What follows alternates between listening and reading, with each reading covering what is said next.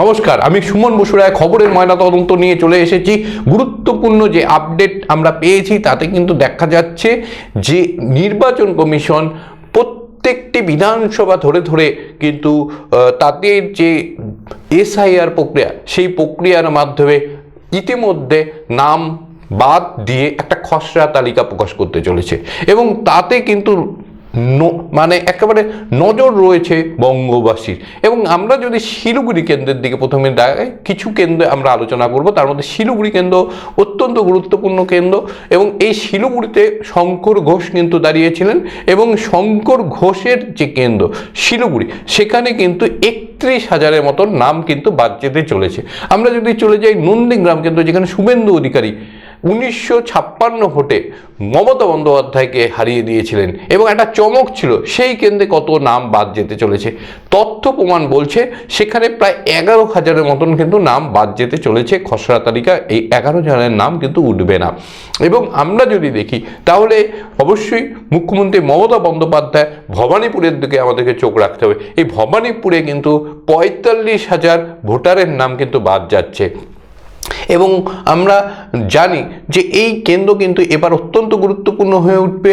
এবং মুখ্যমন্ত্রী মমতা বন্দ্যোপাধ্যায় বা তৃণমূল নেত্রী তিনি বারবার বলেছেন ভবানীপুরে কিন্তু বহু বাইরের থেকে এসে তারা ভোটার হচ্ছেন, তাদের নাম কি বাদ যাচ্ছে সেটা নিয়েও কিন্তু মানুষের আগ্রহ থাকবে। আমরা যদি দেখি সবচেয়ে বেশি নাম বাদ গিয়েছে এমন তথ্য এখনো পর্যন্ত যা আসছে তাতে কিন্তু দেখা যাচ্ছে বালিগঞ্জে নাম কিন্তু সবচেয়ে বেশি বাদ যাচ্ছে, যেখানে বাবুল সুপ্রিয় তিনি একসময় কেন্দ্রীয় মন্ত্রী ছিলেন বিজেপির এবং তিনি মন্ত্রিত্ব চলে যাওয়ার পর বিজেপি ত্যাগ করে তৃণমূল কংগ্রেসে যোগদান করেন এবং বর্তমানে তিনি কিন্তু তৃণমূল কংগ্রেসের যোগদানের পর তিনি বিধায়ক হয়েছেন বালিগঞ্জ কেন্দ্র থেকে। এবং সেই বালিগঞ্জ কেন্দ্রে কিন্তু আমরা দেখতে পাচ্ছি প্রায় 65,000-এর মতন কিন্তু নাম বাড়ছে। অত্যন্ত উল্লেখযোগ্য 65,000-এর মতন নাম কিন্তু বাদ যাচ্ছে। অন্যদিকে কলকাতা বন্দর থেকে দাঁড়ান কলকাতা কর্পোরেশনের মেয়র ফিরহাদ হাকিম অর্থাৎ ববি হাকিম, এই ববি হাকিমের জায়গাতে কিন্তু 64,000 নাম বাদ যাচ্ছে, অত্যন্ত উল্লেখযোগ্য। এবং 64,000 নাম কিন্তু বাদ যাচ্ছে এই বন্দর কলকাতা বন্দর কেন্দ্র থেকে। এবং আমরা যদি আমাদের অবশ্যই আগ্রহ রয়েছে পার্থ চ্যাটার্জি, যিনি এতদিন জেলবন্দি অবস্থায় ছিলেন, অর্থাৎ যে বিধানসভা নির্বাচন হলো তারপরে তিনি আমরা যদি দেখি প্রায় নির্বাচনের 10 মাসের মধ্যেই কিন্তু বা 8-9 মাসের মধ্যেই কিন্তু তিনি জেলবন্দি হয়ে যান। এবং তার পরবর্তী সময় থেকে আমরা যদি দেখি যে এই মুহূর্তে তিনি জামিনে মুক্তও রয়েছেন। বেহালা কেন্দ্র অর্থাৎ বেহালা পূর্ব, সেখানকার প্রার্থী ছিলেন পার্থ চ্যাটার্জি, তার এলাকাও কিন্তু 52,000 কিন্তু নাম বাদ যাচ্ছে। অর্থাৎ অত্যন্ত উল্লেখযোগ্য এই দিকগুলি আমরা কিন্তু দেখতে পাচ্ছি যে বিভিন্ন জায়গায় কিন্তু নাম বাদ যাচ্ছে। কোনো জায়গায় কিন্তু রয়েছেন বিজেপি প্রার্থী হেভিওয়েট প্রার্থী, কোনো জায়গায় রয়েছে তৃণমূল হেভিওয়েট প্রার্থী। অবশ্য নজিরবিহীনভাবে কিন্তু দেখা যাচ্ছে নন্দীগ্রামে কিন্তু তত নাম বাদ যায়নি। এবং আমরা যদি দেখি তাহলে দেখতে পাবো এছাড়াও যেমন রয়েছে ইন্দোলিন সেল, তার এখানে 25,000-এর মতন নাম বাড়ছে। মনোজ তেওয়ারি তার যে এলাকা অর্থাৎ আমরা যদি দেখি শিবপুর, সেখানে প্রায় 35,000-এর মতন 33,000-এর মতন নাম কিন্তু বাদ যাচ্ছে। এবং আমরা যদি দেখি রত্না চট্টোপাধ্যায় নিয়ে কিন্তু বেহালা পশ্চিম নিয়ে খুব আগ্রহ কিন্তু এবার রয়েছে মানুষের, কারণ গত বছর এখানে শোভন চট্টোপাধ্যায় দলত্যাগের পর কেন্দ্রে দাঁড়িয়েছিলেন রত্না চট্টোপাধ্যায় এবং তিনি কিন্তু বিজয়ী হয়েছিলেন তৃণমূল কংগ্রেসের। এবং রত্না চট্টোপাধ্যায়ের এলাকাতেও প্রায় 53,000 নাম কিন্তু বাদ যাচ্ছে, অত্যন্ত উল্লেখযোগ্য। এবং আমরা যদি দেখি তাহলে দেখতে পাবো অরূপ বিশ্বাসের টালিগঞ্জ খুব জনপ্রিয় জায়গা এবং টালিগঞ্জ মানে একেবারে যদি দেখি তাহলে আমরা দেখতে পাবো সেলিব্রিটিদের এলাকা, সেই জায়গাতে 35,000-এর মতন কিন্তু নাম বাদ যাচ্ছে। এবং আমরা যদি দেখি তাহলে দেখতে পাবো এইভাবে বহু এলাকা রয়েছে, সেখানে কিন্তু বাদ যাচ্ছে বহু নাম, অর্থাৎ বহু এলাকা আমরা পাচ্ছি যেখানে 50,000-এরও বেশি নাম কিন্তু বাদ যাচ্ছে। আবার কিছু এলাকা রয়েছে সেখানে কিন্তু 10,000 12,000 করে নাম বাদ যাচ্ছে। অর্থাৎ এই যে এসআইআর প্রক্রিয়া, এই এসআইআর প্রক্রিয়ার মাধ্যমে এখনো পর্যন্ত যে তথ্য রয়েছে তাতে কিন্তু দেখা যাচ্ছে প্রায় 60 লক্ষের মতন কিন্তু নাম বাদ রয়েছে। এবং দুদিন আগে অর্থাৎ 14 তারিখেই কিন্তু বুথে বুথে টাঙিয়ে দেওয়া হবে কাদের নাম বাদ যাচ্ছে, এবং তারা কিন্তু সুযোগ পাবেন যে তথ্য প্রমাণ নিয়ে আগামী 16 তারিখ থেকে তারা সেটা হিয়ারিং যখন হবে সেখানে গিয়ে তিনি প্রমাণ করতে যদি পারেন যে তিনি ভারতের বৈধ ভোটার, তাহলে কিন্তু তার নাম উঠে যাবে। এবং বৈধ ভোটার না হলে তাদের কি সমস্যার মধ্যে পড়তে হতে পারে সেটা কিন্তু আমরা এখনো ইঙ্গিত করতে পারছি না। তবে বড় শাস্তি কিন্তু হতেই পারে, কারণ বাইরের দেশ থেকে কেউ যদি এসে এখানে ভোটার হিসাবে থাকেন সেটা কিন্তু একটা আইনত দণ্ডনীয় অপরাধ, এবং তার জন্য কঠোর বিধান নেওয়া হবে এমনটা কিন্তু সাধারণ মানুষের একটা দাবিও রয়েছে।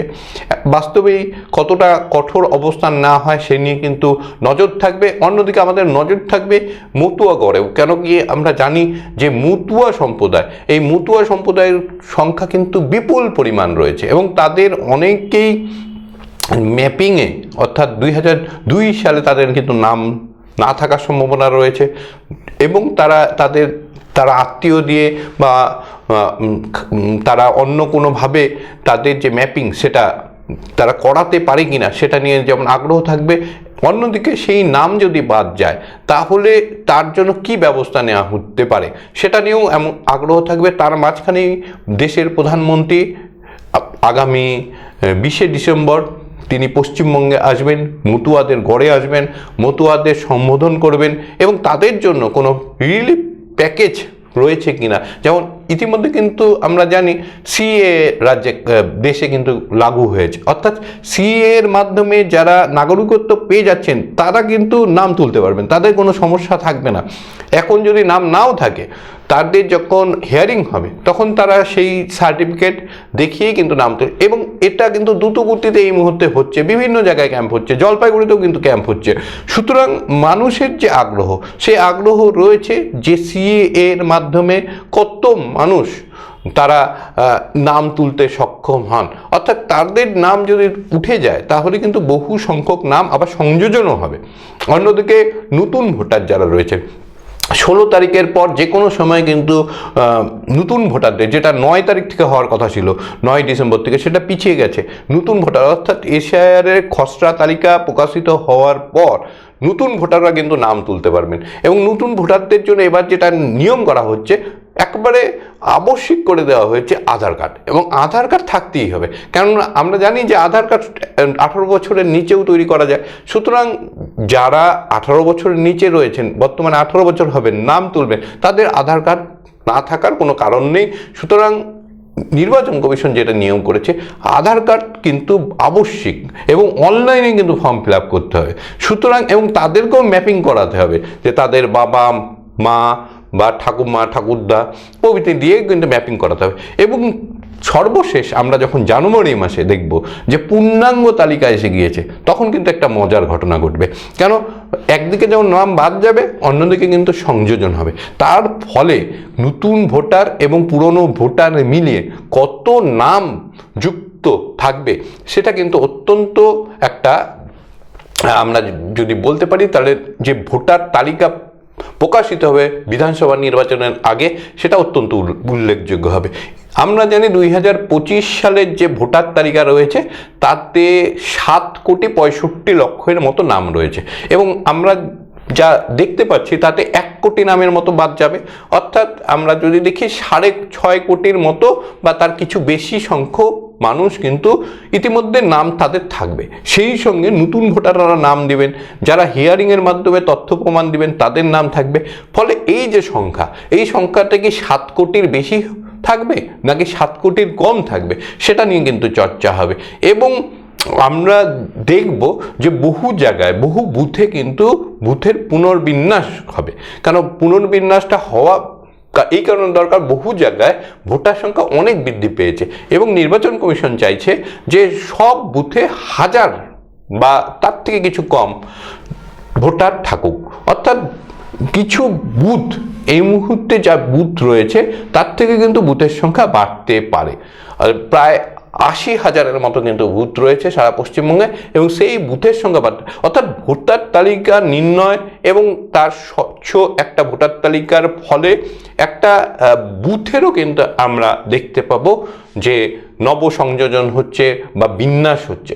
এটাও একটা গুরুত্বপূর্ণ দিক।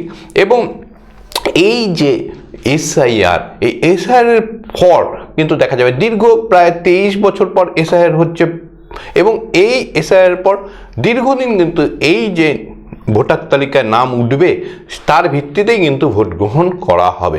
সুতরাং অত্যন্ত গুরুত্বপূর্ণ এসআইআর প্রক্রিয়া, সেই প্রক্রিয়া ইতিমধ্যে কিন্তু চলছে।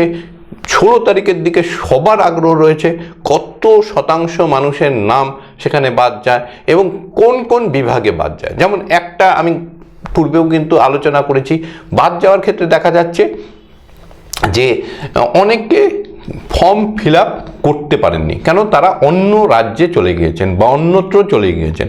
2 নম্বর দেখা যাচ্ছে যে অনেকে মারা গেছেন, তাদের ফর্মগুলি কিন্তু ফিল আপ করা হচ্ছে না। অনেকে দেখা যাচ্ছে যে ফর্ম তোলেনি, তাদেরকে পাওয়াই যায়নি, সুতরাং তাদের ফর্মও কিন্তু আমরা দেখতে পাবো না। এই ধরনের বহু ঘটনা কিন্তু রয়েছে। তার সঙ্গে কিছু অসঙ্গতি ধরা পড়েছে ফর্ম ফিল আপের ফলে, প্রায় আমি বলছিলাম যে 14 লাখের মতন। ফলে তাদের কিন্তু হিয়ারিংকে ডাকা হবে এবং তাদের সেগুলো কিন্তু যাচাই করা হবে। এইভাবে আমরা যদি দেখি তাহলে দেখতে পাবো প্রত্যেকটা বিধানসভা কেন্দ্র ধরে ধরে এসআইআর পর বেশ কিছু সংখ্যক নাম বাদ যাবে। সবচেয়ে মজার বিষয় ছিল, আমরা দেখেছিলাম যে 1 ডিসেম্বর প্রথমে এই যে সময়সীমা, সেই সময়সীমা 4 ডিসেম্বর পর্যন্ত ছিল এবং পরবর্তী সময় কিন্তু সেটা বৃদ্ধি করা হয়েছে।